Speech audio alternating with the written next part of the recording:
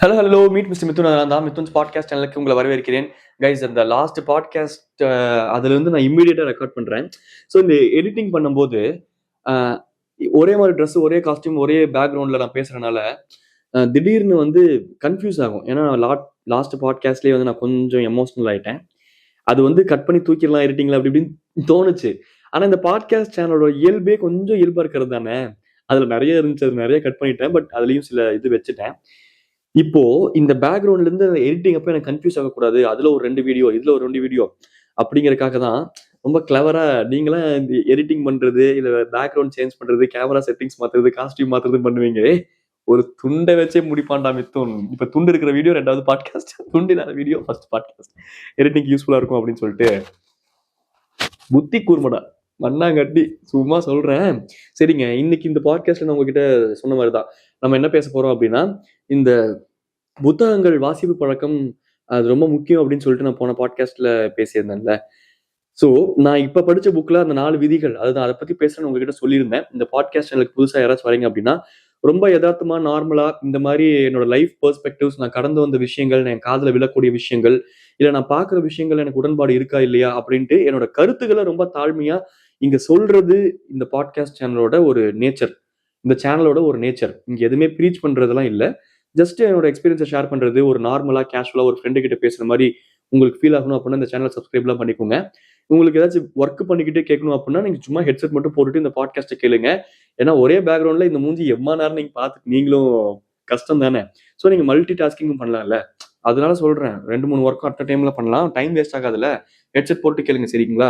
சரி, இந்த 4 விதிகள் இதை பத்தி பேசுவோமா? சாஞ்சு உட்காந்துக்கிறேங்க, ஆல்ரெடி பேசன்ட் நானே, கொஞ்சம் முதுகு இதுக்கெல்லாம் வலிக்குது. இந்த 4 விதிகள் பத்தி பேசுவோம். ஃபர்ஸ்ட் விதி என்ன அப்படின்னா, உங்களுக்கு தல விதி என் சேனலை பார்க்கணுங்கிறது. என் சேனலை பார்க்கறது 4000 பேர் வந்துட்டீங்களாப்பா? ஓகே, பேசுவோமா?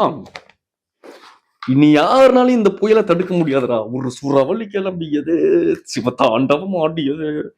வாழ்க்கை விதிகள், ரிச்சர்ட் டெம்ப்ளர். என்னடா பேர் இது, ரிச்சர்ட் டம்ளர் டெம்ப்ளர்ன்ட்டு. த ரூல்ஸ் ஆஃப் லைஃப், அந்த புத்தகத்தோடனும் உலக புகழ் பெற்ற புத்தகத்தின் தமிழாக்கம் இது. இதுல ஒவ்வொரு விதி இருக்குங்க. அந்த ஒவ்வொரு விதியை வச்சு ஒரு பாட்காஸ்ட் பேசலாமா அப்படின்னு யோசிச்சேன். அப்படி பார்த்தா 228 விதிகள் இருக்கு. நான் 228 பாட்காஸ்ட் பேசக்கூடிய ஆள் தான். அதுவும் 20 நிமிஷம் பேசிடுவேன், எனக்கு அது பிரச்சனை இல்ல. ஆனா ஒரு மாதிரி சலிச்சு போயிடும் உங்களுக்கு. அதனால ஒரு 4 5 விதிகள் சேர்த்து சேர்த்து பேசலாம் நான் படிக்கிற வரைக்கும் அப்படின்ட்டு முடிவு பண்ணிட்டேன். நீங்க என்ன நினைக்கிறீங்கன்னு சொல்லுங்க. மூடி வைத்துக் கொள்ளுங்கள் அப்படின்ட்டு ஃபர்ஸ்ட் விதி. இதுதான் வந்து 4 விதிகள் இருக்கு. 4வது விதி, ஐ மீன் அந்த ரூல்ல எனக்கு கொஞ்சம் உடன்பாடு இல்லை. இது நான் போன பாட்காஸ்டே சொன்னேன், இப்பயும் சொல்றேன். ஏன் இல்ல, நான் எப்படி அதை பாக்குறேன் அப்படிங்கிறதையும் உங்ககிட்ட சொல்றேன். ஒரு புக்ல ஒண்ணு எழுதியிருக்கான், அதுல உனக்கு உடன்பாடு இல்ல, நீ என்ன அவ்வளவு பெரிய அறிவாளியா அப்படின்லாம் யோசிக்காதீங்க. நான் ரொம்ப டம்மு தான், சத்தியமா. நான் ரொம்ப டம்மு தான் அப்படின்ட்டு நான் ரியலைஸ் பண்றதுதான் என்னோட உச்சக்கட்ட அறிவே. அது இப்ப நான் சொன்னது புரிஞ்சவங்களுக்கு புரியும், வாழ்க்கையில் நிறைய அடிபட்டவங்களுக்கு புரியும் என்ன சொல்ல வரேன்ட்டு. அதுதாங்க இப்ப ஃபர்ஸ்ட் விதி என்னன்ட்டு நம்ம அந்த ரூல்ஸ்க்கு போலாம், ஓகேவா? உங்களோட லைஃப்ல செல்ஃப் இம்ப்ரூவ்மெண்ட்ஸ்க்கு இந்த வீடியோஸ் யூஸ் ஆகும்னு நான் நம்புறேன். அதனால சப்ஸ்கிரைப் பண்ணிக்கோங்க, உங்க ஃப்ரெண்ட்ஸ் அண்ட் ஃபேமிலிக்கு அனுப்புங்க. ஏய், பேசிக்கிட்டே இருக்க, விதி என்னன்னு சொல்ற, டென்ஷன் ஆகுற அப்படிங்கிறீங்களா? Okay okay, coming. மூடி வைத்துக் கொள்ளுங்கள் அப்படின்னு சொல்லியிருக்காங்க. ஏய், நான் எல்லாமே பாட்டெல்லாம் திறந்தா மூடிடுவேனேப்பா அப்படிங்கிற நகைச்சுவைகள் வேண்டாம் டோலர்களே, வேண்டாம். கண்டிப்பா உங்க மனசுல அந்த நகைச்சுவை வந்திருக்கும் தெரியும் எனக்கு. அதனாலதான் சொல்றேன், வேண்டாம் டோலர்களே, டோலிஸ் அண்ட் டோலர்களே, வேண்டாம். டென்ஷன் ஆயிரும் நானு. ராமர் காமெடிகள் போட்டுட்டு இருந்தீங்கன்னா. மூடி வைத்துக் கொள்ளுங்கள் அப்படின்னு அவங்க என்ன சொல்ல வராங்க அப்படின்னா, யார்கிட்டயும் போய் எதுக்கும் நம்ம வந்து யாரையும் அட்வைஸ் பண்ண வரமா, ஒரு ஒரு 20 மினிட்ஸ் நான் வரேன், நானே வரேன், பாட்காஸ்ட் வீடியோ எடுத்துட்டு வரேன். யார்கிட்டயும் போய் எதுக்கும் அட்வைஸ் பண்ணாதீங்க. நீங்க என்ன பண்றீங்க, உங்க லைஃப்ல என்ன அப்கிரேட் அப்படிங்கறத நீங்க வந்து இப்படி இறுக்கமா இருங்க அப்படிங்கிற மாதிரியான ஃபர்ஸ்ட் விதி. இது வந்து நான் போன பாட்காஸ்ட்ல இந்த புக்கை பத்தி சொன்னேன். இது வந்து கொஞ்சம் நான் படிச்ச புத்தகங்கள்ல இது கொஞ்சம் ஆவரேஜான புக் தான் அப்படின்ட்டு. ஏன்னா எனக்கே தெரிஞ்ச விஷயங்கள் தான் இதுல மேக்சிமம் இருக்கு. ஆனா இதுல எனக்கு தெரிஞ்ச விஷயங்களா இருந்தாலும் அதுல ஒரு டிஃப்ரெண்டான பெர்ஸ்பெக்டிவ் எனக்கு கிடைக்குது, நான் இல்லைன்னு சொல்ல மாட்டேன். ஏன் சொல்றேன்னா, எங்க அப்பா அடிக்கடி சொல்லுவாருன்ட்டு என்னைய ரொம்ப ரெகுலரா ஃபாலோ பண்ற சில பேர் இருக்கதான் செய்றீங்க. ஒரு 4 வருஷம் 5 வருஷமா என் ட்ரால் சேனல், என்னோட Instagram post, what kind of person I am அப்படிங்கிற முதற்கொண்டு என்னை வச்சு ஸ்டடியே எழுதுற அளவுக்கு சில பேர் என்னை ஃபாலோ பண்றீங்க. ரொம்ப ஜென்யூனா, அதுக்கு ரொம்ப தேங்க்ஸ். I'm happy to. எங்க அப்பா அடிக்கடி சொல்லுவாரு, நான் இந்த வீடியோஸ்ல கூட சொல்லியிருக்கேன். ஸோ அந்த மாதிரி என்னை ஃபாலோ பண்றீங்கன்னா நான் சொல்லியிருப்பேன், உங்களுக்கு தெரியும். இப்படி இருக்கணும் அப்படிம்பாரு கை, இப்படி வச்சுக்கணும் அப்படிம்பாரு கை. கையின்ட்டு இல்லைங்க. அதுக்குன்ட்டு நீங்க வெளிய போகும்போது சும்மா இப்படி வச்சுக்கிட்டே போனீங்க அப்படின்னா, என்னடா புது சிம்பிளா இருக்குது இலும்பு நாட்டியா அப்படின்னு சொல்லிட்டு குண்ட போட்டு தெரிஞ்சிருவான் உங்கள. கைய கீது இப்படி வச்சு சுத்திக்கிட்டு இருக்காதீங்க. தப்பா போயிருங்க. அதாவது உங்களோட லைஃப்ல என்னென்ன விஷயங்கள் நடக்குது அப்படிங்கிறது, வெளி உலகத்துல உங்களோட செகண்ட் சர்க்கிள், ஃபர்ஸ்ட் சர்க்கிள் விட்டுருங்க. செகண்ட், தேர்ட் சர்க்கிள்ல இருந்து ஆரம்பிச்சு, மத்தவங்களுக்குலாம் எப்படி இருக்கணும் அப்படின்னா, இப்படி இருக்கணும் அப்படின்ட்டு எங்க அப்பா சொல்லுவாரு. அதுக்கு என்ன அர்த்தம் அப்படின்னா, உள்ளுக்குள்ள என்ன இருக்கு அப்படிங்கிறதே அவங்களுக்குலாம் தெரியக்கூடாது. அதாவது உங்க உங்க லைஃப் இது வந்து உங்க லைஃப்ன்னு வச்சுக்கோங்க. இது உங்க லைஃப். உங்க உங்க உங்க லைஃப் இது. இங்க ஒண்ணு நடந்துகிட்டு இருக்கா? உங்க நடந்துட்டு இருக்கா? இத சுத்தி உங்க ஒரு சர்க்கிள் இருப்பாங்களா? உங்களோட உள்ளங்கை தான் உங்க வாழ்க்கை. அது ஒண்ணு நடந்துகிட்டு இருக்கு. அத சுத்தி உங்களோட மக்கள் இருப்பாங்க. நீங்க இப்படி இருந்தீங்கன்னு வச்சுக்கோங்களேன், நான் எப்பயுமே ஒண்ணு நம்புவேன். திறந்த புத்தகமா இருந்துட்டு போயிடுறது அப்படின்ட்டு. திறந்த புத்தகமா இருக்கிறது ஒரு நேக்கு தான். நான் இப்படிதான் அப்படின்னு சொல்றது ஒரு நேக்கு. ஆனா நான் இன்னைக்கு காலைல இது பண்றேன். இப்ப இது பண்றேன். அடுத்து அது பண்ண போறேன்.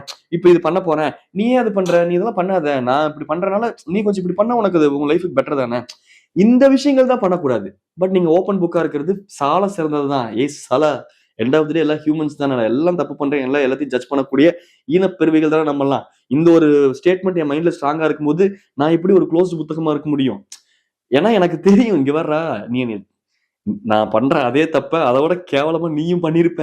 ஆனா நான் இதை சொல்றேன் நீ என்ன ஜட்ஜ் பண்ற. அது இன்னும் உனக்கு தான் கேவலம் அப்படின்னு பார்க்கக்கூடிய ஆள் நானு. சோ நான் ஒரு திறந்த புத்தகமா தான் இருப்பேன். நான் அப்படிதான் இருப்பேன். அதுக்குன்ட்டு நானா போய் ஒருத்தவங்க கிட்ட நான் திறந்த புத்தகமா தான் இருப்பேன். நான் இவங்களை லவ் பண்ணிக்கிட்டு இருக்கேன். அடுத்த எனக்கு இவங்க கூட மேரேஜ் ஆக போகுது. அது தேவையில்லாத விஷயம்.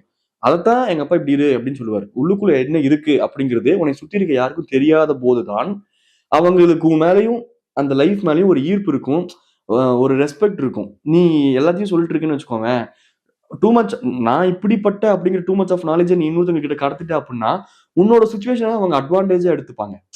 அதத்தான் இவங்க சொல்றாங்க. மூடி வைத்துக் கொள்ளுங்கள். ஏய் கொஞ்சம் மூடிக்கு நிர்றா அப்படிங்கிறது தான் இந்த புக்ல ஆக்சுவலா அதுதாங்க சொல்ல அதத்தாங்க சொல்ல வராங்க.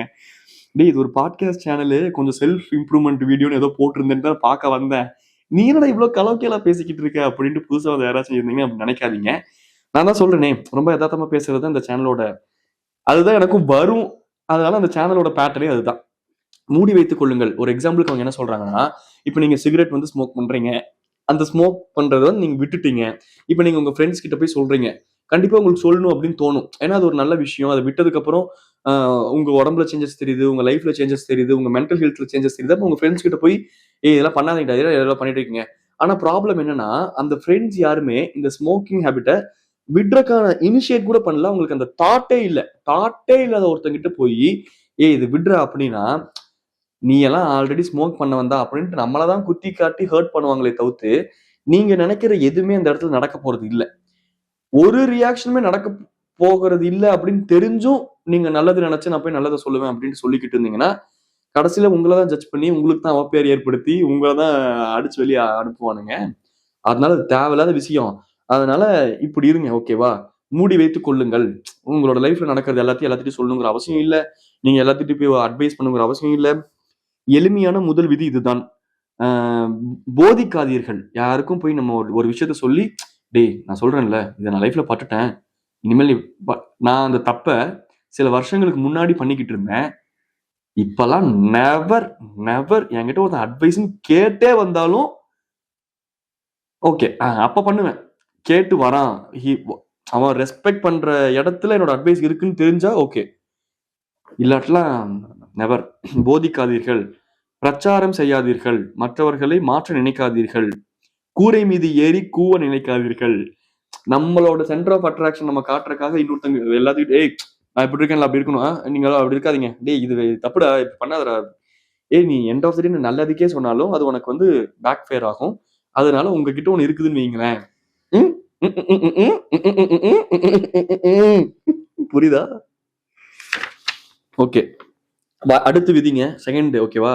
வயது கூடலாம், அறிவு கூடாது. இதுல என்ன சொல்ல வராங்க அப்படின்னா, சற்றே திரும்பி பார்த்தால் நாம் செய்த தவறுகளை நம்மால் அடையாளம் காண முடியும். ஆனால் புதிய தவறுகளை நம்மால் பார்க்க முடிவதில்லை. இதுல என்ன சொல்ல வராங்க அப்படின்னா, உங்களுக்கு வயசு கூட கூட ஆட்டோமேட்டிக்கா அறிவும் கூடிரும் அப்படின்னு நம்மள நிறைய பேர் நினைச்சுக்கிட்டு இருக்கோம். அதனால நம்ம என்ன நினைக்கிறோம்னா, நம்மளோட கடந்த காலத்த திரும்பி பார்க்கும்போது, நீங்களா இருக்கட்டும், நானா இருக்கட்டும், நம்ம செஞ்ச தவறுகள் என்ன அப்படிங்கிறத நம்ம ரெகக்னைஸ் பண்ண முடியும். ஏன்னா அந்த வயசுல அது தவறுனே தெரியாம நம்ம செஞ்சிருப்போம். இப்ப இருக்கும்போது இப்பதான் அது தவறு அப்படிங்கிற அறிவு நம்மளுக்கு டெவலப் ஆயிருக்கு. தவறு செஞ்சு அதுல இருந்து கத்துக்கிட்ட அறிவு. சோ இந்த வயசுல இருந்து நீங்க திரும்பி பார்க்கும்போது அந்த வயசுல நீங்க பண்ண தவறுகள் உங்களுக்கு தெரியும். பட் இந்த வயசுலயும் நீங்க புதுசு புதுசான சில விஷயங்கள் பண்ணதான் போறீங்க. நீங்க வயசு ஆக ஆக அதுக்கான அடுத்த பருவநிலை மாற்றம் அதெல்லாம் வந்து இருக்கதான் போகுது. ஐயா உங்களுக்கு வந்து 200 ஆயுசு. நான் பாட்காஸ்ட் பேசிக்கிட்டே இருக்கேன். இப்பதான் சொன்னேன். கயிறு முட்டாய் பிரசாந்த் சொல்லிதாங்க படிக்க ஆரம்பிச்சேன். சொல்லி வாய மூடல நீங்க கால் பண்றீங்க. ஆமா அந்த ஏதோ அத போன பாட்காஸ்ட்ல சொன்னேன். இதுல நேத்து ஒரு புக் படிக்க ஆரம்பிச்சேன். அதுல வந்து ஒரு இது வந்து எங்க வீட்டுல இந்த மேலாப்ல இருந்துச்சுங்க ஐயா, வாழ்க்கை விதிகள் அப்படின்னு சொல்லிட்டு எங்க அப்பா ரூம்ல இருந்துச்சா. ஓகே ஐயா, அதை விட முக்கியமான விஷயம் ஒண்ணு இருக்கு ஐயா. சொல்லுங்க ஐயா. வாட்ஸ்அப் பாருங்க ஐயா. சரி ஒரு ஒரு ஒரு 10 மினிட்ஸ் இதோட வீடியோ மட்டும் முடிச்சுட்டு அப்படியே வரேன், கால் பண்றேன் உங்களுக்கு. ஆமாமா அப்படியே இன் பிட்வீன் இந்த வீடியோல இருக்கீங்க. நானும் ரெக்கார்ட் பண்ணிட்டேன் இன்னைக்கு. உங்களை நேத்து தான் மிஸ் ஆயிட்டீங்க, இன்னைக்கு பண்ணிட்டேன். சரி இருங்க வரேன் 10 மினிட்ஸ். நேத்து இல்லையே, நேத்து பண்ணலைங்க. நேத்து ஏதோ ஜூம் இந்த அவுட் ஆஃப் ஃபோக்கஸ் பிளர் அந்த பிரச்சனை ஓட்டிட்டு இருந்துச்சு என் கேமரால. அதுவே பெரிய பிரச்சனை, என் தலைவலி. சரி சரி நீங்க முடிங்க ப்ரோ, முடிங்க. ஒரு 10 மினிட்ஸ் முக்கியமான ஒரு விஷயம் இருக்கு. ஓகே ப்ரோ, நான் வாட்ஸ்அப்ல பாக்குறேன். 10 மினிட்ஸ் வரேன். சரி ஓகேங்க ப்ரோ. அதுதாங்க என்ன சொல்லிக்கிட்டு இருந்தேன். சோ இப்ப இருக்கிற வயசுக்கு தகுந்த மாதிரியான வாழ்க்கை அணுகுமுறைய நம்ம அடுத்தடுத்து நம்ம வாழ்க்கை நம்ம கொடுத்துட்டே இருக்கும். 20 வயசுல படிச்சு முடிச்சிட்டான், 22 வயசுல வேலைக்கு போறான், அது புது அனுபவம். 28 வயசுல கல்யாணம் நடக்குது, அது புது அனுபவம். அப்ப இந்த புது அனுபவம்ங்கிறது வாழ்க்கையில வந்துகிட்டே இருக்கும். அதுதான் வாழ்க்கையை உயிர்ப்பு தன்மையோட வச்சிருக்கிறது. அந்த உயிர்ப்பு தன்மையோட வச்சிருக்கிறது நம்மளுக்கு புதுசா நடக்கிறதுனால அந்த ஏஜுக்கு தகுந்த புது புது தவறுகள் நம்ம செய்யதான் செய்வோம். இத மனசுல ஏத்துக்கோங்க. அதான் அவங்க சொல்ல வராங்க. நீங்க பழைய தவறுகளை திரும்பி பார்த்தா அடையாளம் காணலாம். ஆனா இப்ப இருக்கக்கூடிய வாழ்க்கை நடைமுறை ஓட்டத்திலையும் நீங்க தவறுகள் பண்ணுவீங்க, அது இயல்பு அப்படின்னு சொல்ல வராங்க. அதுக்குன்னு நீங்க ஒரு தப்பு பண்ணிட்டீங்க, அதை 4 பேர் அங்கீகரிச்சிட்டாங்க, உங்களை திட்டாங்க, இல்ல நீங்களே தப்பு உணர்ந்துட்டீங்கன்னா உங்களை நீங்களே போட்டு வருத்திக்கிட்டு உங்க மேல வெறுப்ப கக்கணுங்கிற அவசியம் இல்ல. உங்களை நீங்களே மன்னிக்கல அப்படின்னா இந்த உலகத்துல யாருமே உங்களை மன்னிக்க போறதே கிடையாது. இந்த உலகத்துல உங்களை அங்கீகரிக்கிறதும் மன்னிக்கிறதும் இறுதியில் நீங்களாக மட்டும்தான் இருக்கணும். அவள் பார்வைகள் என்னை சூழுது, அதுதான் இவங்க சொல்ல வராங்க. கடந்த காலத்தில் எங்கெல்லாம் தவறுகள் நிகழ்ந்தன என்று பார்த்து அதே தவறுகளை திரும்ப செய்ய மாட்டோம் என முடிவெடுப்போம். உங்களுக்கு பொருத்தமாக இருக்கும் எந்த விதியும் உங்களை சுற்றியுள்ள அனைவருக்கும் பொருந்தும். இப்ப இது இந்த விதி எனக்கு பொருந்துதுன்னா உங்களுக்கும் பொருந்தும் அப்படின்னு சொல்ல வர்றாரு. ஓகே இது ஓகே இது இப்படி பாருங்கள், உங்களுக்கு வயது உயரும் போது பல இடங்களில் தவறுகள் செய்திருப்பீர்கள். ஆனால் அதே சமயம் வாழ்வில் மேலும் சில புதிய பகுதிகளுக்கு உங்களுக்கு எந்த வழிகாட்டுதலும் இருக்காது. இப்போ 22 வயசு மிதுன் நிறைய தப்பு பண்ணிருக்கான், நிறைய தலை குனிஞ்சிருக்கான், நிறைய தப்பு பண்ணிருக்கான், நிறைய அவமானப்பட்டிருக்கான், நிறைய. இப்ப நான் 22 வயசுக்கு நான் போனேன்னு வச்சுக்கோங்களேன், நான் அந்த தப்ப பண்ண மாட்டேன். ஏன்னா அந்த தவறுகள் மூலமா கிடைச்ச மெச்சூரிட்டியில உருவானதுதான் இந்த மிதுன். அதே மாதிரி என்னோட ஃப்ரெண்ட் ஒரு டைம் இது உங்ககிட்ட சொல்லணும்னு நினைச்சேன். ஒரு டைம் என்னோட ஃப்ரெண்ட்ஸ் அந்த கேங்ஸ் நாங்களாம் உட்காந்து பேசிக்கிட்டு இருப்போம். எனக்கு பெருங்குடியில சென்னையில சில நண்பர்கள் இருக்கானுங்க, எல்லாம் குட்டி பசங்க, என்னையோட ரொம்ப குட்டி பசங்க. அவனுக்கு கேங்லயே நான் தான் சீனியர். கர்மா அது பூமராங்க. ஏன்னா நான் சதீஷ்னு ஒருத்தனை வச்சு செஞ்சுக்கிட்டு இருந்தேன், இப்ப என்னைய வச்சு செய்யறானுங்க. அது வேற விஷயம், அது பண்ணுதான் வைங்க. அவனுங்க கிட்ட நாங்க நிறைய பேசுவோம். எனக்கு அந்த கேங் ரொம்ப பிடிக்கிறதுக்கு காரணமே ரொம்ப போன்ல மூழ்காம நிறைய பேசுவானுங்க. எனக்கு அது ரொம்ப பிடிக்கும். சும்மா பொழுதுனைக்கும் 4 ஃப்ரெண்ட்ஸ் பக்கத்துல உட்காந்துருக்கும் போது போன் நோண்டிட்டு இருக்கிறது அதுவும் பண்ணுவானுங்க. ஆனா கம்பேரிட்டிவ்லி நீங்க மத்தவங்க கம்பேர் பண்ணும்போது அவங்க நிறைய பேசுவானுங்க. அப்படி ஒரு டைம் பேசிட்டு இருக்கும்போது உங்களுக்கு டைம் மிஷின் கிடைச்சா நீங்க பாஸ்ட்ல போய் எதை மாத்துவீங்க அப்படின்னு சொல்லிட்டு ஏதோ கொஸ்டின் கேட்டு எல்லாரும் பேசிக்கிட்டு இருந்தோம். அப்ப நான் தான் சொன்னேன், எதையும் நான் மாத்த மாட்டேன். நான் உண்மையாலுமே நிறைய தலை குனிஞ்சிருக்கேன், நிறைய அவமானப்பட்டிருக்கேன், நிறைய கோத்ரூ பண்ணிருக்கேன் அந்த வயசுல. ஆனா நான் கண்டிப்பா சத்தியமா அதை மாத்த மாட்டேன். ஏன்னா நான் அதை மாத்திட்டேன்னு வைங்களேன், நான் அந்த அவமானத்துல தப்பிச்சிடலாம். அது தப்பிச்சு என்னடா பண்ண போறேன்? இன்னைக்கு இந்த மிதுனா நான் இருக்க மாட்டேனே. இந்த மிதுன் எனக்கு பிடிச்சிருக்கு. நான் ஏதோ டீசெண்டா இருக்கேன் இந்த மிதுன், அதுல மாற்று கருத்தே இல்ல. அதுக்கான காரணம் என்ன தெரியுமா? உண்மையாலுமே நான் பண்ண தப்பு மட்டும்தான் என்னை இப்படி மாத்துச்சு. வேற எதுவுமே எனக்கு வாழ்க்கையில இப்படி கத்துக் கொடுக்கவே இல்லை. வாழ்க்கை தான் உங்களுக்கு மிக சிறந்த ஆசிரியர், அதுல மாற்று கருத்தே இல்லை நண்பர்களே. அதுவும் ரொம்ப ஸ்ட்ரிக்டான ஆசிரியர்கள். ஆசிரியர் யார் தெரியுமா? வாழ்க்கையில நடக்கிற நல்ல விஷயங்கள் இருக்குல்ல, அது இல்ல. வாழ்க்கையில நீங்க பண்ணக்கூடிய தவறான விஷயங்கள், கெட்ட விஷயங்கள் தான் ரொம்ப ரொம்ப தேவையான, அட் த சேம் டைம் ஒரு ஸ்ட்ரிக்டான ஒரு ஆசிரியர். அந்த தவறுகள் தான். அதுல இருந்து நீங்க கத்துப்பீங்க பாருங்க. அது ஒரு ஆசமான விஷயம்டா. அது ஒரு அழகு. தவறு செய்தது இருந்து கத்துக்கிறது ஒரு அழகு, அதை ரசிக்கணும். இன்னைக்கு இந்த ஏஜ்ல பெரிய புளுத்தி மாதிரி பேசக்கூடிய நானும் ஒரு இம்மெச்சூரான ஒரு முட்டாள் தான் நிறைய இடங்கள்ல. இப்பயே ஒரு வெளியே நின்று ஒரு 3வது மனுஷனா பார்க்கும்போது நான் பண்ணக்கூடிய நிறைய தவறுகள் எனக்கு தெரியுது. அதுல இருந்து திருத்திக்கணும், திருந்தணும், மாறணும், வருந்தணும். என்ன பண்றது? அதாங்க சொல்ல வரேன். அவ்வளவுதாங்க விஷயம். அதனால உங்களுக்கு ஒரு வயது கூடலாம், அறிவு கூடாது. அதை மனசுல ஏத்துக்கோங்க. நீங்க வயசாகலாம். அதுக்கு நீங்க மெச்சூர் ஆகுறீங்கிறது அர்த்தம் கிடையாது. இத மனசுல வச்சுக்கோங்க. ஏன்னா இப்ப இருக்கிற வயசுல நீங்க சில வயசானவங்களை பார்த்து யோசிப்பீங்க. என்னடா இந்த ஆளுக்கு வயசு இருக்கிறத தவிர்த்து அறிவுங்கிறது அரை இன்ச் கூட இல்ல. ச்சை, இந்த ஆள் வயசுக்காக வாயை விட்டு கம்முன்னு போக வேண்டியதா இருக்குது அப்படின்னு நீங்க யோசிப்பீங்கல்ல. அந்த மாதிரி ஒரு வயோதிக வயோதிக டைம் பீரியட்ல அந்த மாதிரி ஒரு மனிதரா நீங்க மாறிடக்கூடாது அப்படிங்கிறதுலயும் அந்த டைம் நீங்க யோசிக்கணும். அப்படி அந்த மாதிரி ஒரு வயோதிகத்திலயும் இம்மெச்சூரா நடக்கக்கூடிய ஒருத்தர் நம்ம ஜட்ஜ் பண்ற மாதிரி நம்ம மாறக்கூடாது அப்படின்னா இந்த விதி நம்ம பயன்படுத்தணும். வயது கூடலாம், ஆனா உங்களோட மெச்சூரிட்டி கூடாதுங்கிறத நீங்க ஃபர்ஸ்ட் புரிஞ்சுக்கோங்க. அதுதான் அட்மோஸ்ட் மெச்சூரிட்டியே. சோ நீங்க பரமா நீயும் சரி நானும் சரி நம்ம 2 பேருமே இங்க மெச்சூர்லாம் இல்ல. வயசு கூட கூட இன்னும் நிறைய வாழ்க்கை அடிச்சுக்கிட்டே இருக்கும், அனுபவம் கொடுத்துக்கிட்டே இருக்கும். ஏன்னா நம்ம தவறுகள் செஞ்சு கத்துக்கிட்டே இருப்போம். வாழ்க்கையே அதுதான். 3வது விதி, முன்னோக்கி செல். முன் செல்லடா, முன்னே செல்லடா, தைரியமே துணை. அப்பப்ப பாட்டும் பாடுவீங்களா? டான்ஸும் ஆடுவேன் அப்படிங்கிற மாதிரி என்ன பண்ணுவாங்க. ஏன்னா இது ஏன் பாட்காஸ்ட் சேனல்ரா. என்னோட உலகம், என் மக்கள், என் நாடு என்று தனித்து நிற்கும் புடுங்கி நான் முன்னே செல். என்னன்னா, என் இளமை பருவமும் வாழ்வும் கடினமானதாக இருந்துள்ளது. ஆனால் அந்த வாழ்வுதான் நானாக உருவாக உதவி செய்துள்ளது. நான் போன விதியில சொன்ன அதே பாயிண்ட் தான். எல்லாமே எக்ஸ்பிளைன் சொல்லிட்டேன் நானு. அதுதான் நல்லா இங்க பாருங்க. என் இளமை பருவமும் வாழ்வும் கடினமானதாக இருந்துள்ளது. அதுக்கு அடுத்து இப்ப நான் சொல்றேன் பாருங்க. இதுதான் மெயின். ஆனால் அந்த வாழ்வுதான் நானாக உருவாக உதவி செய்துள்ளது. இந்த மேட்டர் உங்களுக்கு புரியுதா? இதுல என்ன சொல்ல வராங்கன்னா, முன்னோக்கி செல். அதாவது நீ ஒரு இடத்துல நின்னு உன்னோட தவறுகளை பார்த்து உன்னைய நீயே வெறுத்து தேங்கிராத. அந்த இடத்துல கொலை மாதிரி தேங்கிராத. அப்புறம் மத்தவங்க மேல பழியும் போடாத. இந்த ஒரு விதி இருக்குல்ல, இந்த ஒரு லா எனக்கு ரொம்பவே ரிலேட் ஆச்சு. ஏன்னா இப்ப ரீசெண்டா என்னோட வாழ்வாதாரம் இப்படி இருக்கிறதுக்கு நான் வளர்ந்து வந்த சூழ்நிலைகள் மேல பழி போட்டேன். அது தப்பு. அது ரொம்ப தப்புங்க. இதுல ஒரு சூப்பர் வரும். இது எனக்கு செருப்ப சாணல் முக்கி அடிச்ச மாதிரி ஒரு பாயிண்ட் இதுல எழுதியிருந்தாரு.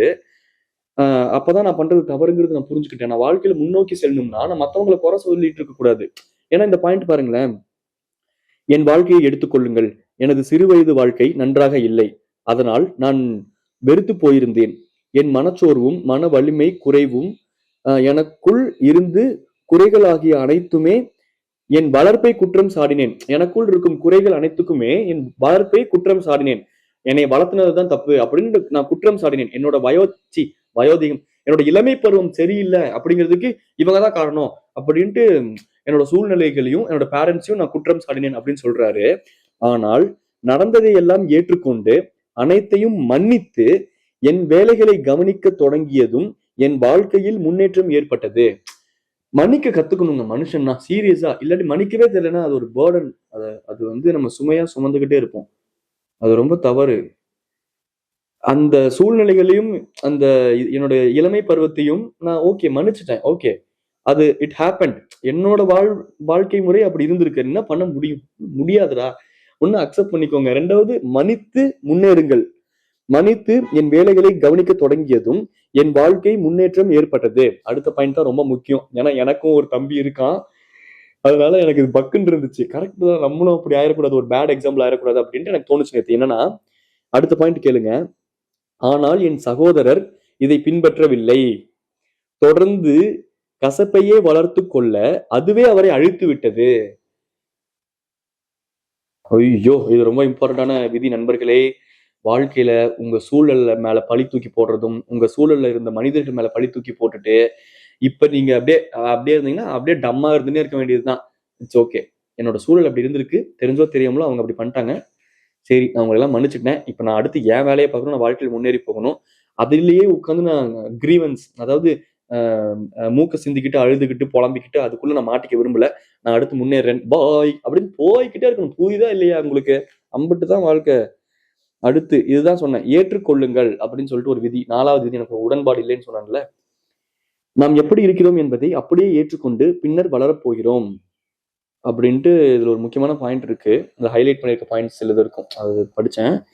ஆனா இதுல எனக்கு என்ன உடன்பாடு இல்லைன்னா, நடந்தவை நடந்தவைதான் என்பதை நீங்கள் ஒப்புக்கொண்டால் நீங்கள் எப்படி இருந்தீர்களோ அப்படியே இருப்பீர்கள். நடந்தது நடந்தது தான் அப்படிங்கிறத நம்ம அக்செப்ட் பண்ணிக்கிட்டோம்னா நம்ம எப்படி இருக்குமோ நம்ம அப்படியே தான் இருப்போம் அப்படிங்கிறாரு. நடந்தது நடந்தது தான், என்ன பண்ண முடியும் அப்படின்னு நம்ம அக்செப்ட் பண்ணிக்கிற இடத்துல நம்ம அப்படியே தான் இருப்போம். சரி, ஓகே, அப்படியே இருப்பீர்கள். பழையவற்றை மாற்ற முடியாது என்பதால் உங்களிடம் இப்போது இருப்பதை கொண்டே நீங்கள் செயல்பட வேண்டும். ஓகே, இது ஒரு வேலிடான பாயிண்ட். எப்படி நான் என்னோட பாஸ்ட் மாற்ற முடியாது, ஒன்றும் புடுங்க முடியாது. அப்ப இப்ப என்ன என்கிட்ட இருக்கோ அதை வச்சு நான் அடுத்து என் வாழ்க்கையை பார்க்கறது தான் உசிதம். கரெக்ட் தான். செயல்படுவது மிக எளிமையாக உங்களை நீங்கள் ஏற்றுக்கொள்ளுங்கள். ஏற்றுக்கொள்வது மிக சுலபம். அதாவது உங்கள் மீது நீங்களே அன்பு செலுத்துங்கள் என்று நான் சொல்ல போவதில்லை. மிக எளிமையாக உங்களை நீங்களே ஏற்றுக்கொள்ளுங்கள். இது என்ன பாயிண்ட் அவங்க சொல்ல வராங்கன்னா, ஒரு தவறு அதாங்க இந்த 4 விதியுமே ஒன்னோட ஒண்ணு ஒட்டி பிணைஞ்சதுதான். சொன்னதே தான் திருப்பி நான் சொல்ற மாதிரி இருக்கும். ஆனா அதுக்குள்ள குட்டி குட்டி நியூவான்சஸ் டிஃபரன்சஸ் இருக்கு. இந்த 4வது இதுல என்ன சொல்றாங்கன்னா, நடந்தது நடந்துருச்சு அப்படின்னு நீங்க அதை அக்செப்ட் பண்ணிக்கிற இடத்துல நீங்க நீங்களா இருப்பீங்க. நடந்ததையே நினைச்சு அது ஏன் அப்படி நடந்துச்சுன்னு போட்டு புலம்பிக்கிட்டே இருந்தீங்கன்னா நீங்க உங்களோட சுயத்தன்மையே இழந்து கொஞ்சம் அதுக்குள்ளேயே மூழ்கி உங்களை நீங்களே அழிச்சுப்பீங்க அப்படிங்கிற மாதிரி சொல்ல வராரு. அது ரொம்ப வேலிட், ரொம்ப கரெக்ட். ஆனா இப்ப நீங்க இருக்கிற அந்த தன்மை இருக்குல்ல, அதை அப்படியே நீங்க ஏற்றுக்கொள்ளுங்கள் அப்படின்னு அவர் சொல்றதுலதான் எனக்கு ஏற்றுக்க முடியாத சில ஒரு பாயிண்ட் இருக்கு. என்னன்னா, இப்போ நான் ஒரு 5 வருஷமா, ஆல்மோஸ்ட் 5 வருஷமா யூடியூப் பண்ணிக்கிட்டு இருக்கேன். நான் நினைச்சிருந்தால் கண்டிப்பா ஒரு ரொம்ப சக்சஸ்ஃபுல்லான யூடியூபரா இருந்திருக்க முடியும். நிறைய தாழ்வு மனப்பான்மையினாலையும் நிறைய குட்டி குட்டி மைக்ரோ ப்ராப்ளம்ஸ் இருக்கு, அதனாலையும் நான் ஒரு யூடியூபரா இருக்கேன். ஒரு சக்சஸ்ஃபுல்லான யூடியூபரான்னு கேட்டா யதார்த்தமான உண்மை என்னன்னா இல்ல. எனக்கு பிற்பகுதியில் ஆரம்பிச்ச நிறைய நண்பர்கள் இன்னைக்கு வாழ்க்கையில பெரிய ஆளா இருக்காங்க. I am so happy for them. எனக்கு அது ஒரு விஷயமே இல்ல எனக்கு. ஆனா இப்போ நான் இப்படிதான் இருக்கேன், அவ்வளவுதான். நான் ஒரு பெரிய யூடியூபர்லாம் இல்ல. சரி, ஓகே, அப்படிங்கிற அந்த தன்மையை நான் அக்செப்ட் பண்ணிக்கிட்டேன்னா என்னால வாழ்க்கையில முன்னேற முடியாது அப்படின்னு எனக்கு தோணுது. அதனாலதான் இந்த விதியில எனக்கு கொஞ்சம் உடன்பாடு இல்ல அப்படின்ட்டு நான் சொல்றேன். இது என்ன சொல்ல வர்றாருன்னு எனக்கு புரியலையா, இல்ல எனக்கு புரிஞ்சதை வச்சு பார்த்தா இந்த விதியில எனக்கு கொஞ்சம் உடன்பாடு இல்ல. இப்ப நீ இவ்வளவுதான், அதை நீ அக்செப்ட் பண்ணிக்கோ அப்படிங்கிற மாதிரி சொல்ற மாதிரி எனக்கு இருக்கு. நான் இல்ல, என்னோட பொட்டன்ஷியல் அதை விட ஜாஸ்தியா இருக்கு அப்படின்ட்டு நான் என் மேல நம்பிக்கை வைக்கும் போதுதான். இப்போ இப்படி யோசிக்கலாமே, எனக்கு ஒரு கெட்ட பழக்கம் இருக்கு. அந்த கெட்ட பழக்கத்தை நான் ரெகுலரா பண்ணிக்கிட்டே இருக்கேன். அதுக்குள்ள நான் மூழ்கிட்டேன். இப்ப இந்த விதி பிரகாரம் பார்த்தோம்னா, சரி, அந்த கெட்ட பழக்கம் இருக்கு, அது இருக்கு, என்ன பண்ண முடியும், அதை அக்செப்ட் பண்ணிப்போம், அது லைஃப்ல இருக்கு, நான் என்னை அப்படியே அக்செப்ட் பண்ணிக்கிறேன் அப்படிங்கிற இடத்துல நான் அந்த பழக்கத்துக்கு முட்டு கொடுக்குற மாதிரி ஆயிரும். நான் அந்த ஒரு ஹேபிட்டுக்கு முட்டு கொடுக்கறனால அந்த பழக்கத்தை நான் அக்செப்ட் பண்ணிக்கிற மாதிரி ஆகாதா? இல்ல மிதுன், நீ இது கிடையாது, you are more than this, you are capable of more than this, உன்னோட பொட்டன்ஷியல் நீ ரொம்ப அண்டர்ரேட்டடா இருக்கடா அப்படின்ட்டு நான் என்னைய அக்செப்ட் பண்ணிக்காத இடத்துல தானே அந்த இடத்துல நான் வெளியே வர முடியும். உங்களுக்கு புரியுதா நான் சொல்ல வருது? அதனால இந்த விதி எனக்கு எங்கேயோ இடிக்கிற மாதிரி இருக்கு. உங்களோட கருத்து என்ன அப்படிங்கறத, தாழ்மையான கருத்து நீங்க கீழே பதிவு பண்ணுங்க. நான் லைக்கு போடல அப்படின்னாலும் நான் கண்டிப்பா என்னைக்காச்சும் உட்காந்து படிக்கும்போது உங்களோட கமெண்ட்ஸ் படிக்கும்போது அது எனக்கு ஏதாச்சும் டிஃப்ரெண்டான பெர்ஸ்பெக்டிவ் எனக்குமே கிட்டும். ஸோ இந்த 4வது விதியில இவங்க என்ன சொல்ல வராங்க, இல்லை எனக்கு தான் புரியலையா, இல்லை நான் சொல்றது கரெக்டா, இல்லை இவங்க சொல்றது கரெக்டா, நீங்க என்ன நினைக்கிறீங்க அப்படிங்கிறது கீழே உங்க கமெண்ட்ஸ்ல சொல்லுங்க. எனக்கு கண்டிப்பா தேவைங்க, கமெண்ட்ஸ்ல சொல்லுங்க. ஏன்னா அதாவது இங்க நான் சொல்ல இங்க எழுதிருக்கு. அதாவது குற்றம் குறைகள், உணர்வு ரீதியான ஏற்ற இறக்கங்கள், கெட்டவை, பலவீனம், இன்னப்பிற என அனைத்தையும் சேர்த்தே ஏற்றுக்கொள்வது இது. அருகத்தா இந்த வரமா முடிச்சிட்டேன், அவள்தான் முடிச்சிட்டேன், 2 minutes. சேர்த்தே ஏற்றுக்கொள்வது இது. இதற்கு நம்மை பற்றியோ எல்லாவற்றையும் கண்டு நாம் மகிழ்ச்சி அடைகிறோம் என்றோ, சோம்பேறிகளாக மோசமான வாழ்வை வாழலாம் என்றோ பொருள் அல்ல. முதலில் நாம் எப்படி இருக்கிறோம் என்பதை அப்படியே ஏற்றுக்கொண்டு பின்னர் வளரப்போகிறோம். Okay, I get it now. ஆக்சுவலா அவங்க தான் கரெக்ட்னு நினைக்கிறேன். அவங்களே சொல்ல வராங்க. நான் சொன்ன பாயிண்ட்டுக்கு இதுலயே விளக்கம் இருக்கு. நேத்து ஒரு மாதிரி ரொம்ப ட்ரௌசியா இருந்தேன். ஆனா ஒரு 3 மணி வரைக்கும் எனக்கு தூக்கம் வரல. அந்த ஒரு ஸ்டேட்ல என்ன பண்றதுன்னு தெரியாம புத்தகம் படிச்சுக்கிட்டு இருந்தேன்னா, இந்த 4வது விதியை நான் கொஞ்சம் ஒழுங்கா படிக்கிறேன்னு நினைச்சேன். அதனால கொஞ்சம் ஓவர் பில்டப் பண்ணிட்டேங்க. ஐயோ, போன பாட்காஸ்ட்ல எல்லாம் ஓவர் பில்டப் பண்ணிட்டேனே, 4வது விதியில எனக்கு உடன்பாடு இல்லைன்ட்டு. ஆனா நான் நினைச்சதுக்கான ஆன்சர் அவரே இங்க வச்சிருக்காரு. ஓகே, கரெக்ட் தான். நான் என்ன நினைச்சேன், நம்ம அப்படியே அக்செப்ட் பண்ணிட்டோம்னா நம்ம அப்படியே அங்கேயே தேங்கிடுவோமோ அப்படின்னு நினைச்சேன். ஆனா அவர் இதுல தெளிவா எழுதியிருக்காரு. முதல்ல நீ உன்னை அக்செப்ட் பண்ணிக்கோ. நீ இதான் பண்ற, இதான் இப்போதைக்கு உன் லைஃப் ஸ்டைலா இருக்குங்கிறத அக்செப்ட் பண்ணிக்கோ. உன்னை நீயே வெறுத்துறாத, அந்த சூழ்நிலையில வெறுக்காத, இட்ஸ் ஓகே அப்படிங்கிற மன நிலைமைக்கு வந்துட்டு அதுக்கப்புறம் நீ உன்னைய க்ரோ பண்றதுக்கு பாரு. இப்படி ஒரு சூழலை நம்ம மாட்டிக்கிட்டோமே, நம்ம இப்ப தப்பு பண்ணிட்டு இருக்கோமே நினைச்சு நீ இன்னும் உன்னை வருத்திக்கிட்டு உன்னை காயப்படுத்திக்கிட்டு ஆழ்ந்து அதுக்குள்ள போயிட்டு அதுக்கப்புறம் எந்திரிச்சு வரணும்னு நினைக்காத, உன்னால எந்திரிச்சு வர முடியாது அப்படின்னு சொல்ல வராரு. Correct, okay done, he has a valid point. நான் தான் கொஞ்சம் அவசரப்பட்டேன். முதல்ல நீ உன்னை அக்செப்ட் பண்ணிக்கோ, அதுக்கப்புறம் அந்த சூழல்ல இருந்து நீ வளரலாம் அப்படின்னு சொல்றாரு. அக்செப்ட் பண்ணாதான் முதல்ல உனக்கு வளர்ச்சியே இருக்கும் அப்படிங்கிறாரு. அது ஓகே, இட் மேக் சென்ஸ் தான். நான் உட்காந்துக்கிட்டு நான் புலம்பிக்கிட்டு நான் இன்னொரு பெரிய யூடியூபரே ஆகல, என்ன பண்றது அப்படின்னா எனக்கு பேனிக்னஸ் தான் வரும். அதுல அந்த எனர்ஜியை அங்க கான்சென்ட்ரேட் பண்ணாம என்னோட பொட்டன்ஷியலை நான் அதை கான்சென்ட்ரேட் பண்ணனா, அப்ப முதல்ல நான் அதை அக்செப்ட் பண்ணிக்கணும். நான் இன்னும் பெரிய யூடியூபர் ஆகல, ஆமா நான் நடுவுல ரொம்ப இன்கன்சிஸ்டன்டா இருந்துட்டேன், இட்ஸ் ஓகே, இட் ஹேப்பன்ட். கரெக்ட்டுங்க. அதை அக்செப்ட் பண்ணாதான் அந்த பாரத்தினால இறக்கி வைக்க முடியுது. கரெக்ட். அந்த பாரத்தை இறக்கி வச்சாதான் என்னால அடுத்து என்னோட எனர்ஜியை ஓகே இனிமேல் கன்சிஸ்டன்டா இருப்போம், இனிமேல் என்னோட பொட்டன்ஷியல் இந்த எனர்ஜி நம்ம செலவு பண்ணுவோம் அப்படின்ட்டு யோசிக்கிறதுக்கான ஸ்பேஸ் கிடைக்குது. ஓகே, கரெக்ட் தாங்க. 4 விதிகள் அதை பத்தி பேசிட்டேன், என்னென்னவோ பேசிட்டேன் ரொம்ப ஃப்ளோல. இந்த பாட்காஸ்ட் சேனலே அப்படிதான். நான் நடுவில் கொஞ்சம் குவர்க்கியான காமெடிகள்லாம் பண்றேன் அப்படின்னு நினைச்சிட்டு கொஞ்சம் சில கிரிஞ்சு வேலைகள்லாம் பண்ணியிருப்பேன். இதெல்லாம் கண்டுக்காதீங்க, அப்படிதான் அது. தடவை எபிசோடுக்கு நாங்கள் மீட் மிஸ்டர் மிதுன்.